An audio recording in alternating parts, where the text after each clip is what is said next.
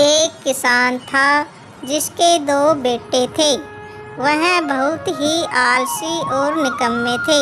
वह अपने पिता को काम काज में हाथ बटाने के बजाय आलस किया करते थे, इधर उधर घूमते फिरते थे। किसान को अपने बेटों की बहुत फिक्र थी।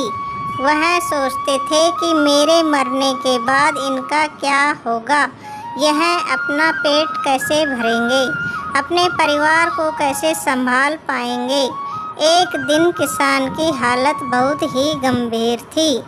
कहने का मतलब किसान मरने की हालत में था। तभी किसान ने अपने दोनों बेटों को बुलाकर उनसे कहा कि हमारे खेत में खजाना गड़ा हुआ है, लेकिन वह किस जगह है उसकी जानकारी मुझे भी नहीं है, लेकिन खोदने के बाद तुम्हें वो खजाना मिल जाएगा। इतना कहकर किसान भगवान को प्यारे हो गए। खजाने की खबर सुनकर दोनों बेटों के मन में लालच आ गया और वो दोनों खेत पर चले गए और खेत खोदने लगे। खजाने के लालच में कुछ ही दिनों में पूरे खेत को खोदने के बाद वह घर जाकर बैठ गए और अपने पिता को कोसने लगे। इसी तरह कुछ महीने बीत गए और वर्षा ऋतु का आगमन हुआ। किसान के बेटों के पास पेट भरने के लिए सिर्फ एक ही जरिया था, वो है खेती।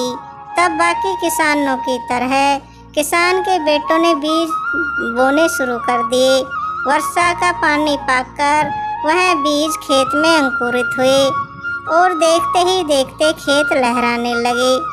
ऐसा लग रहा था कि हवा के झोंके से लहरा रहा था।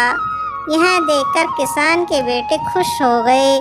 उनको समझ आ गया कि परिश्रम ही सच्चा धन होता है और वो उसी तरह से अपने पिता के शब्दों का मोल समझ गए और अपने कामकाज में लग गए।